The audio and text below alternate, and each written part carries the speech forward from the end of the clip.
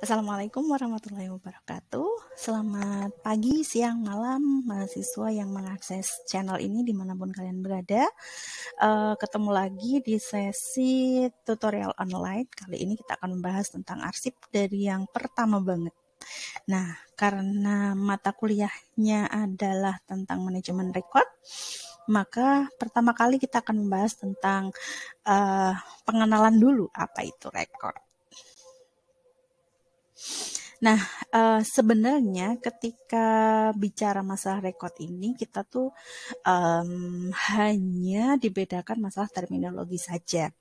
Jika teman-teman mengecek Undang-Undang Nomor 43 Tahun 2009, maka tidak akan menemukan apa itu istilah rekod ini di dalam undang-undang yang dikeluarkan oleh pemerintah Republik Indonesia tentang kearsipan ini. Namun terminologi ini kita pakai itu sangat memudahkan kita untuk mengenali daur hidup arsip atau pengelolaan arsip. Jadi di Indonesia sendiri tidak semua unit kearsipan menggunakan istilah rekod. Jadi saya tekankan di awal dulu ya, tidak menggunakan istilah rekod, tapi menggunakan arsip semuanya dari awal. Jadi ada arsip dinamis dan juga arsip statis seperti itu. Tapi kalau kali ini kita akan mengenal istilah rekod. Ada rekod, ada arsip. Tapi sebenarnya apakah itu sama atau berbeda? Nah, itu sebenarnya sama, tapi hanya beda terminologinya saja. Untuk itu mari kita pelajari bersama. Nah, arsip kalau menurut undang-undang itu dibagi menjadi dua ya. Jadi kita bicara masalah yang general menurut undang-undang dulu sebelum kita membahas tentang rekod. Jadi arsip itu dibagi menjadi dua secara garis besar. Tapi nanti kan istilahnya ada banyak tuh Bu. Iya benar. Ada arsip vital, ada arsip terjaga, ada arsip seperti ini ya. Itu sekali lagi itu adalah terminologi. Tapi pada dasarnya arsip itu dibagi menjadi dua, yaitu arsip dinamis dan arsip statis. Dinamis artinya adalah sedang digunakan dan masih akan digunakan dalam rentang waktu yang cukup sering ataupun sudah tidak terlampau sering, tetapi masih digunakan secara berkala dalam waktu tertentu. Tetapi kalau misalnya arsip statis adalah yang sudah memenuhi kaidah-kaidah menurut satu institusi tersebut harus disimpan dan tidak boleh dimusnahkan. Itu artinya arsip tersebut bernilai statis. Nah, arsip sendiri ini menurut pengertian lewat undang-undang ya, itu adalah rekaman kegiatan atau peristiwa dalam berbagai bentuk dan media sesuai dengan perkembangan teknologi informasi dan komunikasi yang dibuat dan diterima oleh lembaga, pemerintah daerah, lembaga pendidikan, perusahaan, organisasi politik, kemasyarakatan, perseorangan dalam melaksanakan kehidupan bermasyarakat, berbangsa, dan bernegara. Saya jadi ingat waktu pernah berkunjung ke Arsip Nasional Republik Indonesia, salah satu pejabat di ANRI tersebut menjelaskan bahwasanya mengapa sih kita tuh perlu memiliki Arsip Nasional Republik Indonesia? Ya karena Arsip Nasional Republik Indonesia itu merupakan hasanah bangsa. Jadi untuk menghimpun informasi-informasi atau arsip berharga dari seluruh wilayah di Indonesia untuk disimpan di Arsip Nasional Republik Indonesia. Makanya ada regulasi yang mengatur tentang itu. Agar apa? Agar sejarah bangsa itu atau khasanah bangsa itu tetap terjaga seperti itu. Nah, mari kita masuk ke arsip dinamis. Tadi kan ada arsip statis dan juga arsip dinamis. Nah, arsip dinamis ini kalau menurut undang-undang itu dibagi menjadi 3. Biar gampang untuk membedakan dinamis dan statis, statis itu yang sudah disimpan di depo arsip. Kalau yang dinamis ini masih digunakan di unit kerja atau kalau misalnya sudah inaktif disimpan di ruang penyimpanan arsip inaktif.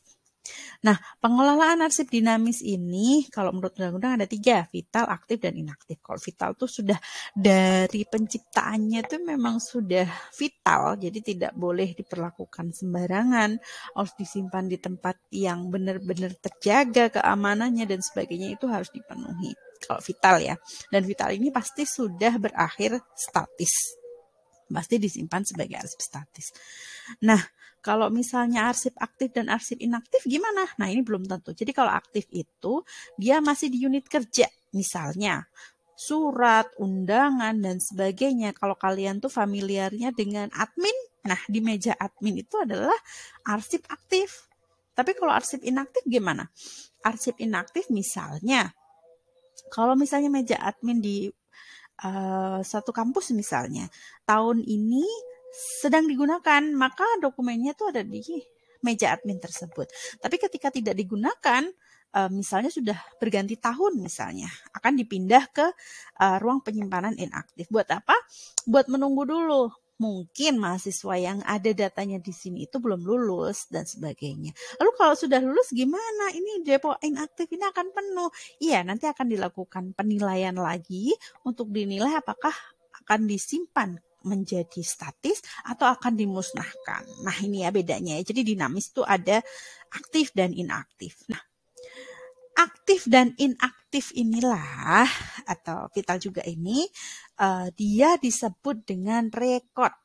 Nah, jadi rekod tuh nggak semua rekod akan berakhir menjadi arsip ya, tetapi arsip atau gini, kan ini kan peristilahan ya. Sekali lagi yang disebut record itu adalah arsip dinamis, baik itu aktif ataupun inaktif itu semuanya disebut record. Sekali lagi ini adalah terminologi yang tidak boleh membuat kalian bingung. Ketika nanti kalian bekerja menggunakan istilah arsip dinamis atau arsip aktif inaktif, ya nggak masalah, itu adalah record gitu ya. Nah, jadi ada dua term nih di sini nih, ada term record dan term arsip. Setahu saya yang menggunakan terminologi record dan arsip ini adalah unit arsip UI. Nah, itu menggunakan terminologi record dan arsip. Tapi untuk yang lainnya, setahu saya yang saya pernah ada di sana, kurang tahu juga kalau misalnya sekarang sudah ganti, itu menggunakan terminologi arsip aktif, inaktif, dan juga statis, seperti itu. Tapi kalau misalnya yang sudah menggunakan terminologi record gimana? Nggak ada salah. Itu untuk memudahkan saja, untuk memudahkan kerja. Jadi ketika dia masih record, itu artinya dia belum dilakukan penilaian untuk apakah disimpan sebagai arsip atau tidak. Tapi kalau misalnya dia sudah arsip, yaitu berarti arsip statis maksudnya seperti itu. Jadi tidak ada masalah ya di sini ya. Jadi kalau misalnya dia pun menggunakan terminologi arsip dinamis, ya berarti itu record. Kalau misalnya dia menggunakan terminologi record, ya sudah berarti dia arsip dinamis seperti itu. Jangan sampai bingung ya. Nah, sekarang kita akan membahas mana sih sebenarnya yang arsip dan mana yang bukan arsip. Jangan bingung ya, kalau kita menggunakan peristilahan arsip dan bukan arsip, itu ya berarti mana sih yang record dan bukan record dalam terminologi arsip, seperti itu. Gimana biar memudahkan itu? Nah, kalau di BMT kalian, sudah baca BMT ya, di BMT-nya Universitas Terbuka, itu berdasar konteks. Jadi konteks di sini apa? Misalnya seperti ini. Kalau misalnya saya sekarang, misalnya teman-teman di sini bekerja sebagai admin di Universitas Terbuka. Nah, kemudian admin tersebut, dia dapat surat undangan untuk mengikuti rapat antar dekan misalnya seperti itu, atau antar kaprodi kearsipan seluruh Indonesia seperti itu.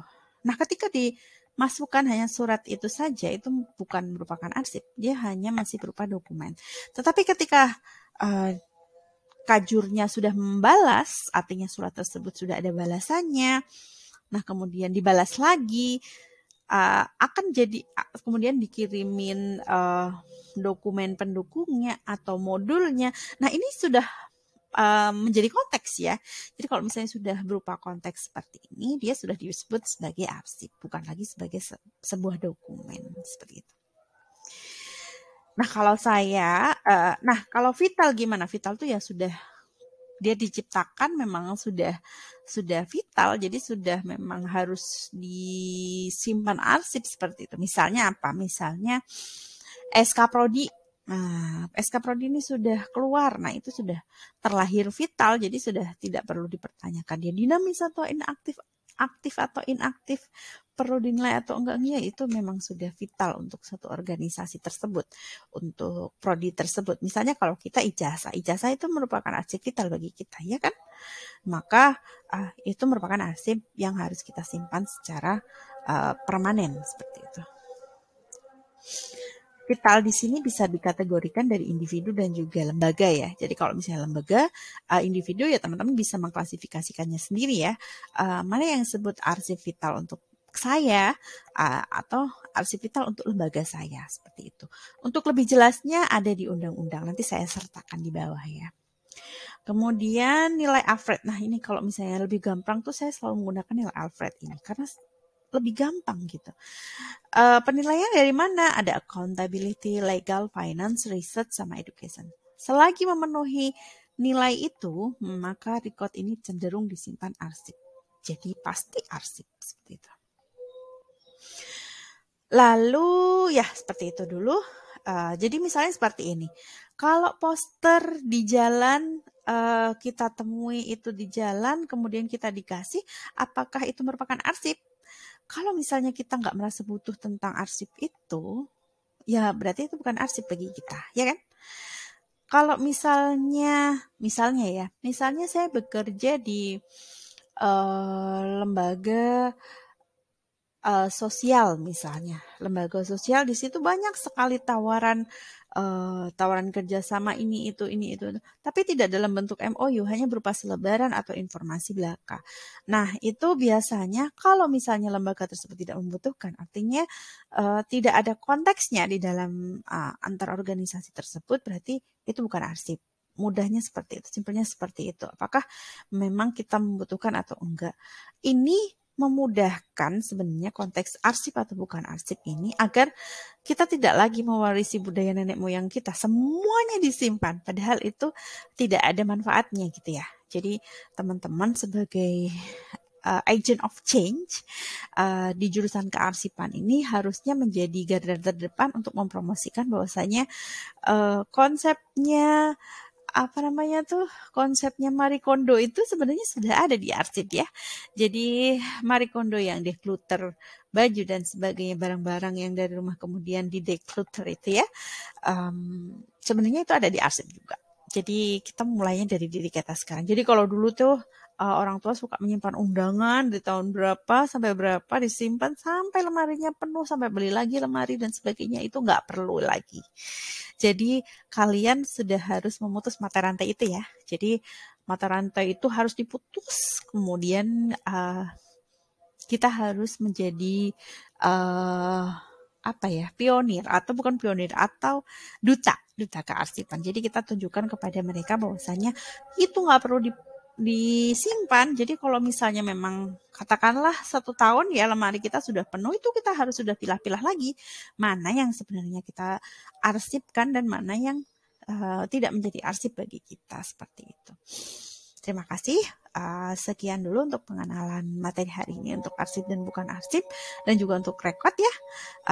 Apabila ada pertanyaan bisa ditanyakan di kolom komentar atau mungkin ditanyakan di e-learning. Terima kasih. Semoga ada manfaatnya. Bila ada kesalahan saya mohon maaf. Bila ada koreksi saya juga sangat terbuka sekali. Terima kasih. Mari kita belajar bersama tentang arsip. Wassalamualaikum warahmatullahi wabarakatuh.